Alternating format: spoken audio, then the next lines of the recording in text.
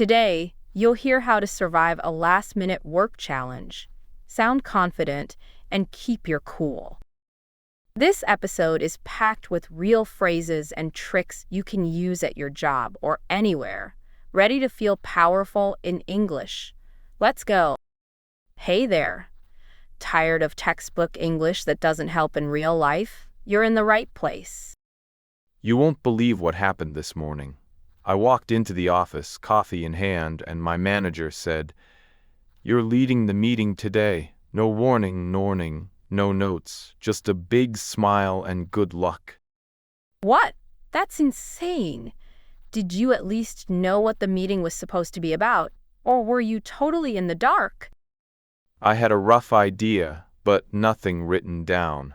I just nodded, walked to the front, and told myself, "Fake it till you make it." I admire your courage. That's seriously brave. I would have panicked and looked for an emergency exit. Trust me, I was sweating inside, but I started with some quick updates, then added a bit of humor to keep things light. Smart move. People remember how you make them feel, not just what you say. Humor makes everything easier. Exactly. I even asked the team questions. It turned into a conversation, not a lecture. That saved me. I need to remember that. Ask, involve, connect. Makes a huge difference. You turned chaos into confidence. Thanks. It taught me that being prepared isn't always about notes. It's about being present and speaking with intention. See? You don't need to be perfect, just ready to try. Today, you learned how to handle pressure with grace and humor. But we're just getting started. In the next episode, we'll dive into a dinner disaster and how one wrong word can turn a date into a mess. Hit subscribe, send this to your friend, and don't miss it. We've got more real English waiting for you tomorrow. I didn't think much of it. It was just a casual, we should grab dinner sometime. That's what I said, no big deal. But then, everything took a turn. I just wanted to be polite. I said, "We should grab dinner sometime." I didn't expect her to pull out her phone and ask, "How about Friday?" Oh, no, classic. You meant it as a general thing, not an actual plan, right? Exactly. I say that all the time. It's like a friendly way to end a chat, not book a table. That's where English gets tricky. Let's have dinner sounds real. Maybe say, "It was nice chatting. We should catch up one day." Too late now. I said yes. And I don't even know what she thinks this is. A date? A business meeting? Well, if you show up in a suit and bring your resume, that'll clear it up. Aha! Good idea. I'll just wing it. Maybe she's confused too, and we'll laugh about it. Or maybe you'll enjoy it more than you expect. Accidental dinners can be fun. True. And hey, if I mess up, at least it's another good story to tell. Sometimes a single phrase leads to something unexpected. That's the beauty of conversation. It surprises you. Whether it's a misunderstanding or a moment of connection, you just have to show up and see where it goes. Friday came faster than expected. I stood in front of my closet, still unsure. Was it a date, a friendly dinner, or a total disaster waiting to happen? So, what did you wear? Please don't tell me it was the blue blazer. That screams job interview. Nope. Went for a dark green sweater. Safe, but not boring. At least I think. Good call. What about her? Did it look like she thought it was a date? That's the thing. She wore heels and a red dress. I panicked a little. Oh, wow. Yeah, heels change everything. What did you talk about? At first, small talk. Weather, work, traffic. Then she asked about my favorite kind of music, and I just relaxed. Music is the ultimate icebreaker. Did you find anything in common? Jazz. We both love old records. That was a surprise. She even told me about this tiny record store downtown. Sounds like you two had a good time, even if it started weird. Honestly, it turned into one of the best conversations I've had in a while. Sometimes even unclear plans can lead to clarity. A dinner that wasn't meant to happen became a moment that actually mattered. And that sweater, it turned out to be the perfect choice. The next morning, I stared at my phone for way too long. One message, just one, and it completely flipped the way I saw last night. Okay, what did it say? Don't keep me in suspense. You checked your phone like 50 times. It said, "Last night was lovely. I didn't expect to feel that comfortable. Let's do it again, soon." That's not just friendly, that's interested. Are you going to reply? I did. I just typed, "I'd like that. Same place, or should we try that record store you mentioned?" Smooth, casual, but personal. So, how are you feeling now? Confused, excited, honestly a little terrified. I didn't plan any of this. It just happened. Sometimes the best things aren't planned. You just need to follow the rhythm, like jazz. Look at you, turning my words into wisdom. That's why I tell you everything. I should charge you for emotional support, but I like being your sounding board. You're more than that. You're the one person who helps me make sense of all this. That morning felt different, like something small had cracked open and light was getting in. The world didn't change, just how I saw it. All because of a message that didn't try too hard but meant a lot. We met on Sunday, just like that.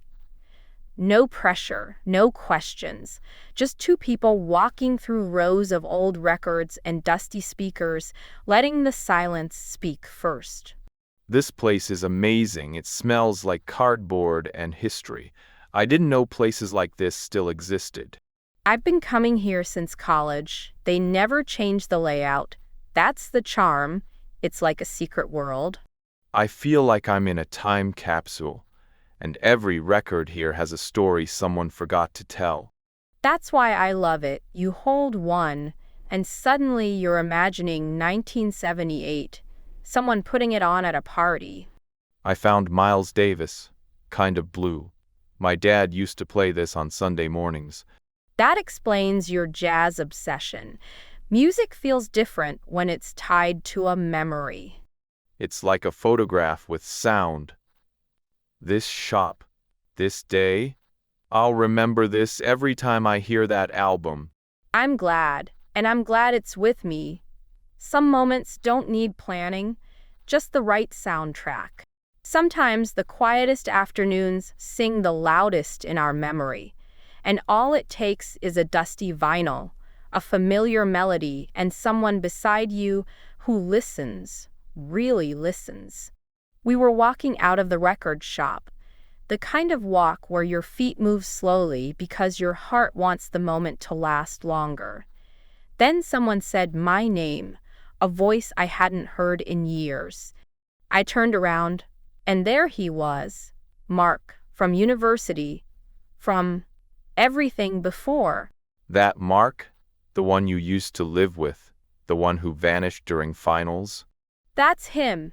Same coat, same half smile, like the past showed up on purpose. What did he say? Was it awkward? Just, hey, long time. Like nothing happened, like he didn't leave with no explanation. Do you regret seeing him? No. It felt like closing a chapter. I introduced you, said, this is someone who actually shows up. And he looked surprised. He looked like he realized he'd lost something, too late. I don't know what you had with him, but I'm glad you didn't pretend I was just a friend. I'm tired of pretending. This feels real, even the messiness. Sometimes the past walks by just to show you how far you've come, not to hurt you, just to remind you that your story has changed. And maybe, for the first time, you're exactly where you're supposed to be. We didn't say much on the way back, The kind of silence that isn't empty, it's full of thoughts, glances, and something almost like peace. And when we opened the door, someone was waiting. Did you leave your window open? Because there's a cat on your couch, and it's staring at me like I owe it rent. Oh, that's Bessel. He's not mine. He belongs to the neighbor, but he thinks this is his weekend house. Weekend house? That cat looks like he owns the whole block. Royal attitude. He only comes when I'm calm. It's like he senses the energy in the room. So basically, he's your emotional support animal on his terms. Exactly. Want some coffee? I've got that cinnamon blend you liked last time. Perfect. And maybe a blanket? Bessel just stole my seat, and now I'm cold and homeless. I'll trade you one blanket for a funny story. No serious talk tonight. Deal, but only if I get to hold the mug with the dancing fox.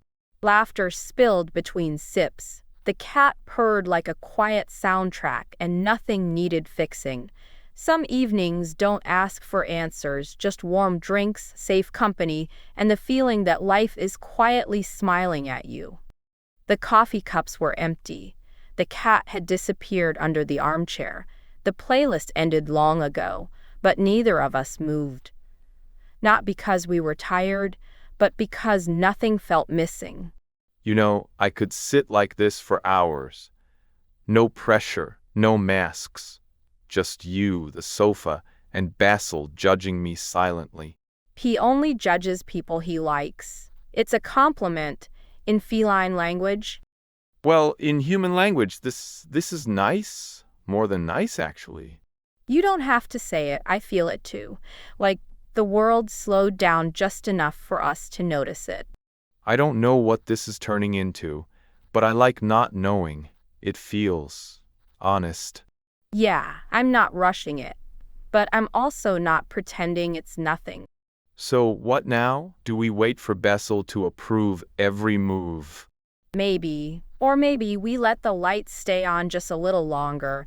One more song, one more story, one more everything.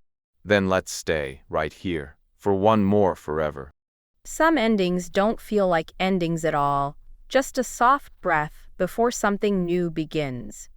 And if you listen closely, in the quiet, in the warmth, you might hear your own story, finally finding its rhythm.